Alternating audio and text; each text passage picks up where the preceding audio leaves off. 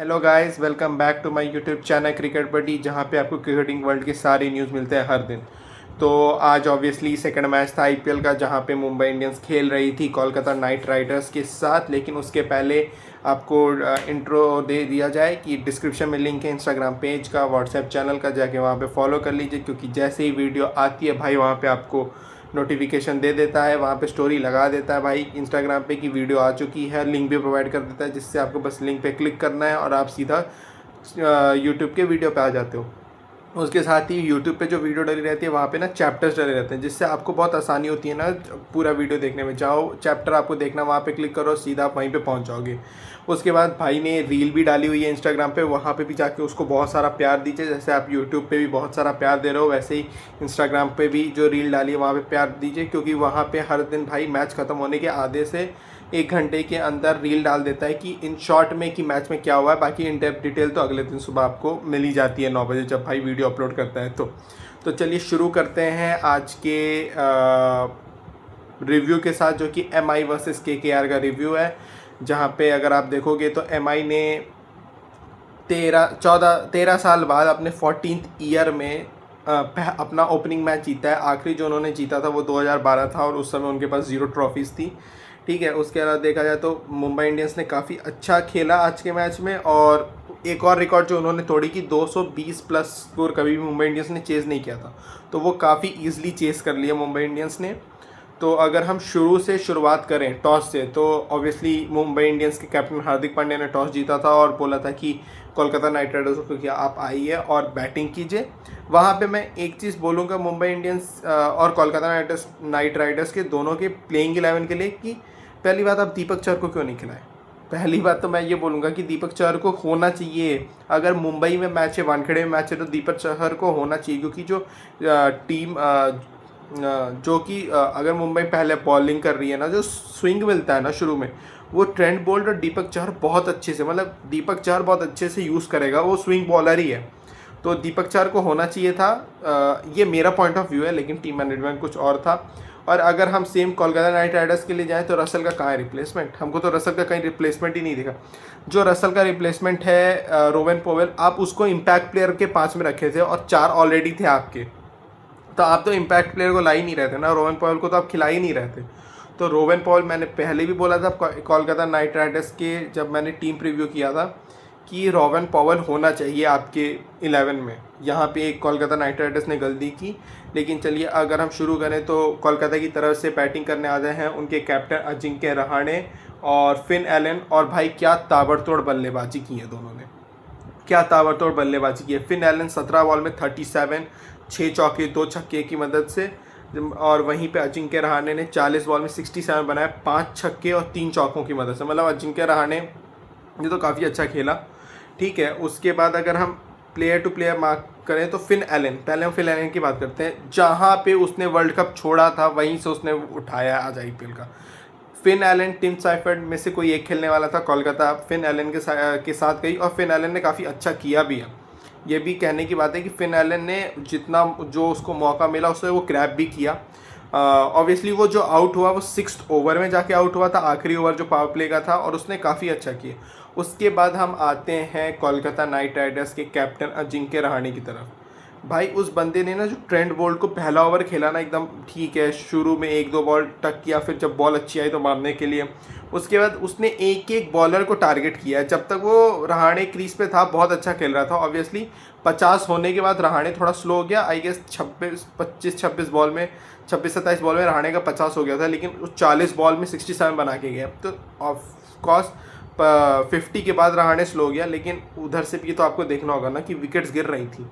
तो रहाणे ने तब भी अच्छा खेला, लेकिन अगेन जहाँ पे उसका मैटर करता था कैप्टनसी सेकंड हाफ में, वो रहा ही नहीं, था ही नहीं फील्ड पे। उसके बाद कैमरन ग्रीन, भाई 25 करोड़ का प्लेयर है और 18 रन बनाया 10 बॉल में, और बॉलिंग नहीं की। मैं यही बोल रहा था कल भी कि क्रिकेट ऑस्ट्रेलिया ने अलाउ नहीं किया है कैमरन ग्रीन को बॉलिंग करने के लिए। और अगर कैमरन ग्रीन सिर्फ अगर आप बैटिंग के बेसिस पे खिला रहे हो तो यहाँ पे आप गलती कर रहे हो। आप यहाँ पे अगर किसी और को खिलाओ, या आप रोवेन पॉवेल को ही खिला लो इसकी जगह, थोड़ा सा बैटिंग ऊपर सब लोग आ जाएंगे। अंकित रघुवंशी 3 पे आ जाएगा, या सुनील नारायण ओपन करके रहाणे 3 पे, तो आपका सब बैठ जाएगा सही से। अगर कैमरन ग्रीन बॉलिंग नहीं कर रहा तो वो नहीं खेलना चाहिए मेरे हिसाब से, क्योंकि आप उसको 25 करोड़ ऐसे तो नहीं दिया ना, आप ऑलराउंडर की कैटेगरी में था, वो बैट्समैन की कैटेगरी में नहीं था कैमरन ग्रीन। तो कैमरन ग्रीन पे यही बोलना चाहेंगे। उसके बाद अंकिश रघुवंशी, अगर आप देखोगे 29 बॉल में 51 आप हो बहुत अच्छा है, लेकिन अंकिश रघुवंशी एक समय पे स्ट्रगल कर रहा था। 16-17 बॉल में उसके पास 21 रन ही थे, और वहीं पे कोलकाता का स्लो डाउन हुआ है, जहाँ पे अगर आप देखोगे तो अच्छा खासा रन था। मेरे को याद तो नहीं आ रहा स्कोर क्या था, लेकिन एक समय पे लग रहा था कि 250 चली जाएगी कोलकाता, लेकिन 250 नहीं गई, क्योंकि रहाणे और अंकुश रघुवंशी दोनों एक साथ स्लो डाउन हो गए थे। उस चक्कर में फिर रहाणे की विकेट गई, रिंकू सिंह आया। ऑब्वियसली कोई भी नया बैट्समैन आएगा तो उसको थोड़ा टाइम तो लगेगा, 5-6 बॉल तो वो लेगा। वहाँ पे रघुवंशी भी बहुत स्लो हो गया था, तो इस कारण से जो 250 जाना चाहिए था वो 220 पे रुक गया। और मुंबई इंडियंस के बॉलर्स ने भी काफ़ी अच्छा कमबैक किया था, लेकिन nothing to take away from Raghuvanshi, बहुत अच्छा खेला। 6 चौके 2 छक्कों की मदद से उसने 51 बनाए, ठीक है। और फिर रिंकू सिंह का एक छोटा सा कैमियो आया 21 बॉल में 33 रनों का, जो कि ये सुनिश्चित किया कि कोलकाता 220 तक जाएगी इस पिच पे, जहाँ पे आप ऑलरेडी 20-30 रन कम हो, ठीक है। रिंकू सिंह ने भी काफ़ी अच्छा खेला लास्ट ओवर में भी, मतलब ऑब्वियसली बुमराह था तो ज़्यादा नहीं मार पाया, लेकिन जितना भी ट्राई हुआ रिंकू सिंह ने अपना बेस्ट दिया।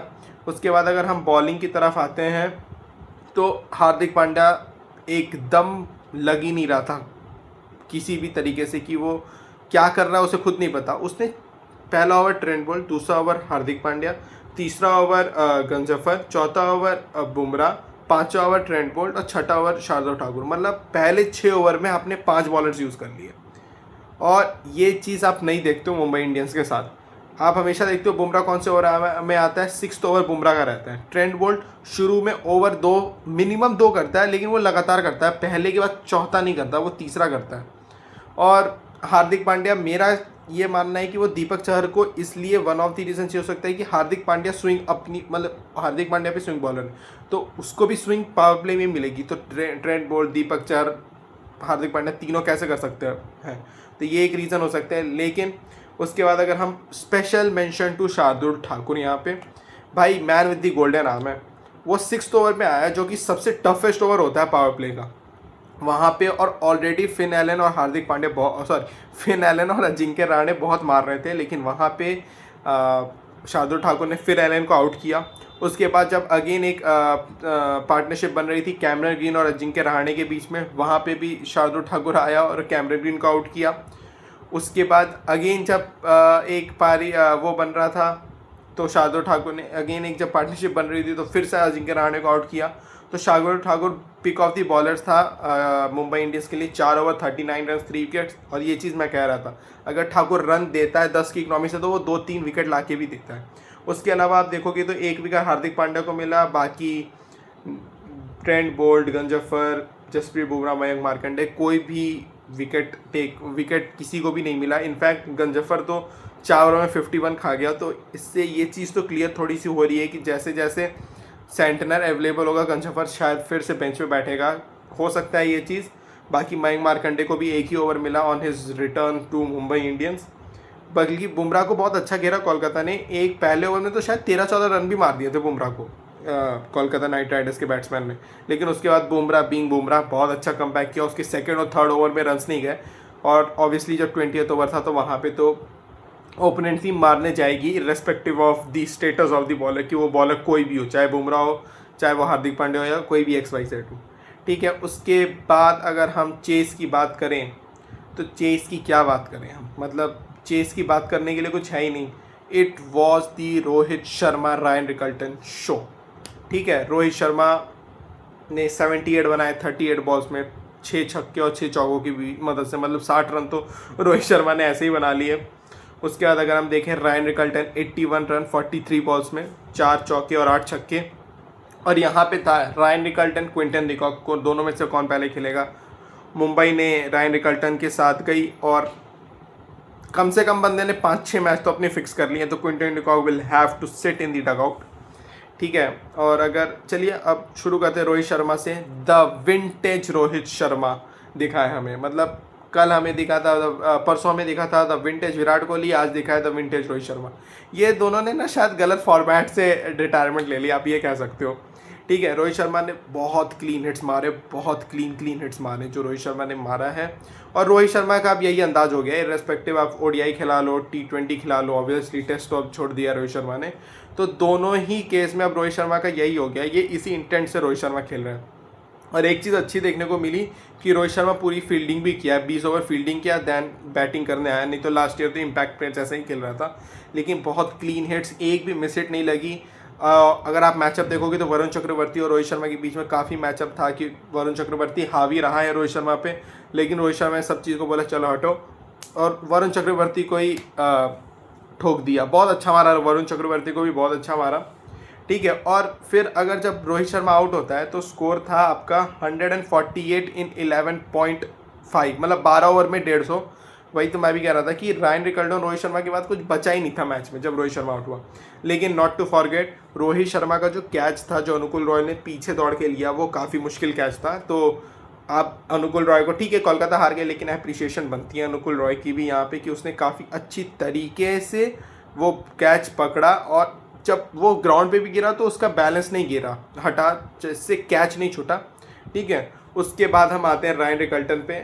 ऑब्वियसली रायन रिकल्टन वही काम कर रहा है जो क्विंटन डिकॉक करता था, और ये पिछले साल से भी कर रहा है। और रायन रिकल्टन अभी साउथ अफ्रीका लीग में भी काफ़ी अच्छा किया है, MI केप टाउन के लिए, शायद MI केप टाउन है, MI केप टाउन के लिए। और वही सेम चीज़ रायन रिकल्टन यहाँ पे भी कंटिन्यू कर रहा है। ऑब्वियसली विकेट कीपर है, और रायन रिकल्टन ने ना जो मारे, अगेन उसने भी जो पारी खेली है वो बहुत अच्छी है, क्लीन हिट्स रहे हैं रायन रिकल्टन के भी, 8 छक्के मारे हैं।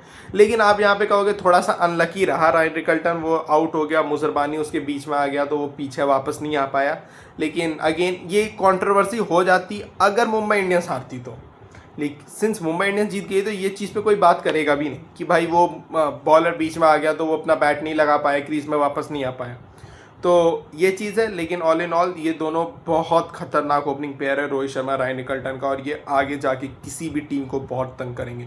मतलब सोचो ना, 220 का टारगेट में 150 बना दिया 12 ओवर में, 70 रन चाहिए 8 ओवर में, तो ऑब्वियसली कोई भी टीम आके बना लेगी, अनलेस एंड अनटिल आप कोई भी जो टीम नहीं बनाएगी उसका नाम ले लिया जाएगा। ठीक है, उसके बाद सूर्य कुमार यादव, तिलक वर्मा, हार्दिक पांड्या, नमन धीर, ये बस एक फॉर्मेलिटी निभाने आए थे, और इन्होंने फॉर्मेलिटी निभाई। 16 रन बनाए सूर्य कुमार यादव ने, 20 तिलक वर्मा, हार्दिक पांड्या 18 और नमनदीप 6।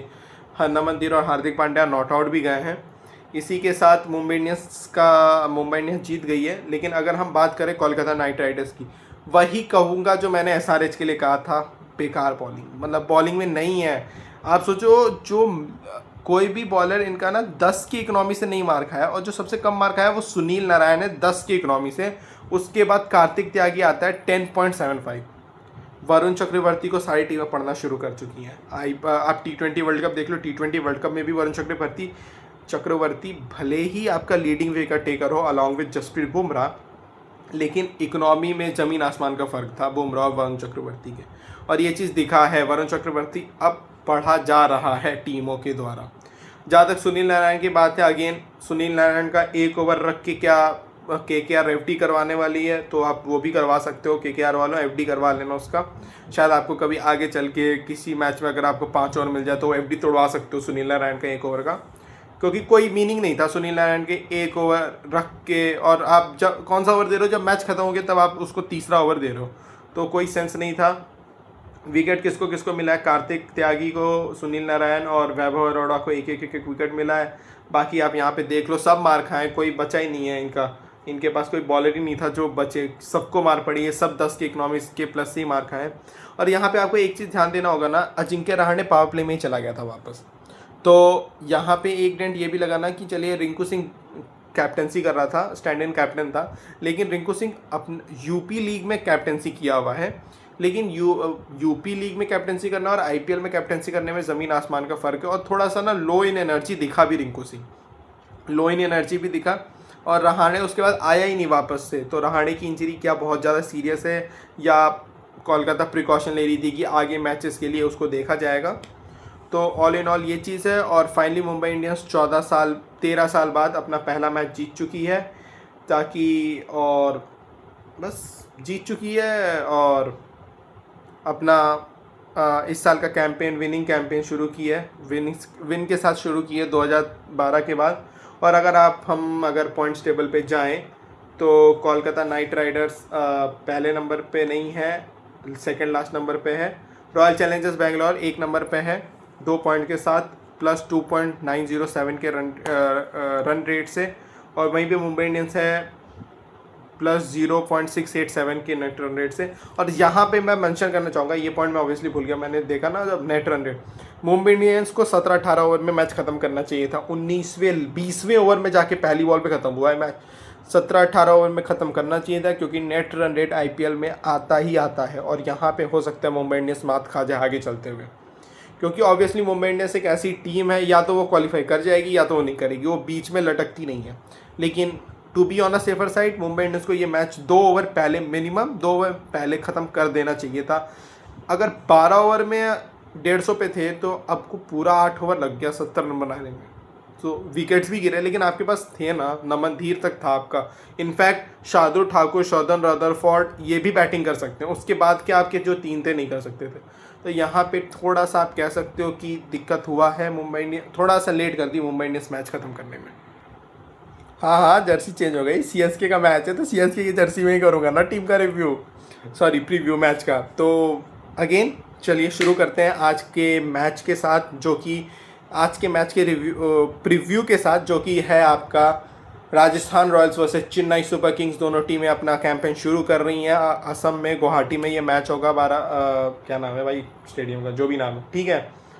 तो अगर देखा जाए कहाँ से शुरू करें, चलिए शुरू करते हैं CSK की इंजरी लिस्ट से। CSK की इंजरी लिस्ट बढ़ती जा रही है। पहले नेथन एलिस आउट हो गया, फिर धोनी आउट हो गए, धोनी पे भी बोलेंगे। और लेटेस्ट न्यूज़ ये है कि ब्रेविस भी पहले 3 मैचेस के लिए रूल्ड आउट हो गया, उसे भी कोई इंजरी हो गई है, ट्रेनिंग सेशन में उसे इंजरी लग गई थी। तो CSK इंजरी प्रॉन है। और यहाँ पे देखना होगा CSK कैसे अपनी प्लेइंग 11 बनाती है, क्योंकि अब आपका मिडिल ऑर्डर में बहुत बड़ा बैट्समैन जो डेवॉल ब्रेविस था वो नहीं है। तो यहाँ पे कौन आता है, क्या मैथ्यू शॉट, क्योंकि मैथ्यू शॉट का भी सुनने में आया था कि वो भी इंजर्ड है। तो कौन यहाँ पे मिडिल ऑर्डर में संभालेगा बैटिंग को, वो चीज़ देखने लायक है। शिवम दुबे है, संजू सैमसन, ऋतुराज गायकवाड़ ओपनिंग ही करेंगे, ठीक है। आयुष मात्रे, उर्विल पटेल में से कौन 3 पे आता है, या दोनों खेलते हैं। प्रशांत वीर, कार्तिक शर्मा, बहुत सारी चीज़ें CSK के लिए कि कौन फिनिशिंग रोल देगा, अकील हुसैन या कोई और रहेगा, जेमी ओवर्टन या क्या रहेगा। CSK के लिए क्वेश्चंस बहुत हैं। जहाँ पे CSK पिछले साल ख़त्म की थी जिस सिचुएशन में, शायद उसी सिचुएशन से वापस शुरू कर रही है, क्योंकि इंजरी बहुत ज़्यादा हो चुकी है। यहाँ पे मैं धोनी के लिए एक बात बोलना चाहूँगा, धोनी इंजर्ड नहीं है भाई, वो अब हमें प्रिपेयर कर रहा है कि आप अब इस CSK को बिना महेंद्र सिंह धोनी के देखना शुरू कर दो। क्योंकि भाई बंदा कैसे इंजर्ड हो सकता है, अगर आपको काफ इंजरी है तो आप प्रैक्टिस मैच क्यों खेलोगे। जो इंटर स्क्वाड मैच हुआ था वहाँ पे जो चेन्नई सुपर किंग्स का ऑफिशियल पेज है चेन्नई IPL, उसने धोनी की बैटिंग को दिखाया है, उसका वीडियोज आई हैं। तो कैसे अचानक से धोनी को इंजरी हो गई। So Mahendra Singh Dhoni is preparing us to see this team without him now. तो we are obviously in the end game. ये एक इंजरी नहीं है, ये चीज़ धोनी हमें बता रहा है कि अब आप मेरे बिना इस CSK की टीम को देखना शुरू करो, इस CSK की टीम को प्यार करना शुरू करो। और एक लेगेसी जो कि थी वो ख़त्म होने को आ गई है। पहला मैच होगा ये since the inauguration of IPL that we are going to play without our Thala, Chinna Thala and Thalapathi, that is Mahendra Singh Dhoni, Suresh Raina and Ravindra Jadeja, ठीक है। ये पहला मैच होगा जहाँ पे हम इन तीनों के ये तीनों नहीं रहेंगे प्लेइंग 11 में। And this is truly a beginning of new CSK era, ठीक है, जो कि ऑब्वियसली ऋतुराज गायकवाड़ के हाथ में है। और मेरे को लग रहा है उसका डिप्यूटी संजू सैमसन ही रहेगा। तो चलिए अगर हम अब राजस्थान की भी बात कर लेते हैं, अगर CSK की बात की तो राजस्थान की बात कर लेते हैं। राजस्थान के लिए एक अगेन अभी न्यू ओनर बना है, जो भी बना मुझे नहीं पता क्या है, ठीक है। लेकिन उसके बाद रियान पराग के लिए बहुत एक अच्छा मौका है अपने आप को प्रूफ करने का एज अ कैप्टन, क्योंकि पिछले साल 8 में से सिर्फ 2 ही मैच जीता वो बंदा। तो ये चीज़ है, उसमें से भी एक मैच CSK को हराया था और यही गुवाहाटी में ही हराया था, जहाँ पे ऋतुराज गायकवाड़ ने शायद 57 बनाए थे, वो इंजर्ड हो गया था, जो भी सीन था। तो ऑब्वियसली इनका थोड़ा ज़्यादा सॉर्टेड लग रहा है टीम, थोड़ी ज़्यादा बैलेंस लग रही है टीम। सीएसके का तो प्लेइंग 11 ही नहीं बना पा रहे, इनका तो प्लेइंग 11 काफ़ी हद तक सॉर्टेड है। और इसी के साथ अगर देखा जाए कि हेड टू हेड पिछले 10 मैचेस में राजस्थान रॉयल्स ने क्लियरली प्योरली डोमिनेट किया सीएसके को with 8-2 score line. Can you imagine, 8-2 score line है CSK in favour of Rajasthan, जो पिछला 10 इनकाउंटर ये दोनों टीमें खेली हैं। और अगर आप पूरा हेड टू हेड देखोगे तो चीज़ें अब बहुत ज़्यादा इवन स्टीवन है, जहाँ पे 31 मैचेस दोनों टीम्स एक दूसरे के अगेंस्ट खेली हैं, जहाँ पे सीएसके 16-15 से लीड कर रही है। लेकिन ये लीड अगर आप देखोगे 8-2 की राजस्थान के पास है 10 में से, मतलब ये ऑब्वियसली लीड थी 14 और 7 की सीएसके के पास, मतलब ऑलमोस्ट 50% ज़्यादा मैचेस थे सीएसके के पास। लेकिन अब राजस्थान ने कम बैक कर लिया है इस राइवलरी में, और देखने लायक होगा। एक न्यू सीएसके एरा बिगिन हो रहा है, तो एक न्यू डोमिनेंट सीएसके देखने को मिले, ऐसा हम उम्मीद कर सकते हैं। वहाँ पे अगर पिछले 5 मैचेस देखे जाएं तो ये कह लो कि राजस्थान ने दोनों टीमों ने 3-3 हारे हैं अपने। वहीं पे दोनों टीम पिछला साल का आखिरी मैच अपना जीत के आ रही हैं, जीती हुई हैं दोनों टीमें अपना पिछला लास्ट मैच। ठीक है, उसके बाद और क्या बात करनी है बताइए, आप बताइए। और ये ना एक चीज़ है कि मैं ना 2 चीज़ कर रहा हूँ। मैंने ना पहले तो बताना भूल गया कि मेरा Mumbai Indians versus Kolkata night Riders वाले मैच का जो प्रिडिक्शन था वो सही निकला है। Now it's 1 right versus 1 wrong, दोनों सही, एक सही है मेरा प्रिडिक्शन, एक नहीं सही है। और अगर हम आज के प्रिडिक्शन की बात करें तो आज कौन सी टीम की तरफ मैं जाऊँगा, I am going with Chennai super Kings. भाई मेरी टीम है, मैं 14 के 14 मैचेस में सीएसके को ही साथ ही जाने वाला हूँ। ठीक है, तो I am saying that Chennai is gonna beat Rajasthan. उसके बाद देखा जाए तो thank you so much for watching this video. Do like, comment, share and subscribe the channel, and don't forget to press the bell icon, क्योंकि जैसे ही सुबह 9 बजे video आएगी आपका भाई बता देगा कि वीडियो आ चुकी है। और रील्स भी भाई डाल रहा है, अब तो रील्स डालना भी शुरू कर दिया है, तो उसके लिए इंस्टाग्राम पेज को फॉलो कर लीजिए, वहाँ पे रील्स डलती है। व्हाट्सएप चैनल को भी फॉलो कर लीजिए, क्योंकि वहाँ पे भाई जैसे ही यूट्यूब पे वीडियो आती है वो भी बता देता है कि यूट्यूब पे वीडियो आ गई है। तो जाइए जल्दी जल्दी सब जगह सब्सक्राइब कर लीजिए, फॉलो कर लीजिए भाई को, क्योंकि बहुत सारे कंटेंट आने वाले हैं इस IPL में। तो थैंक यू सो मच।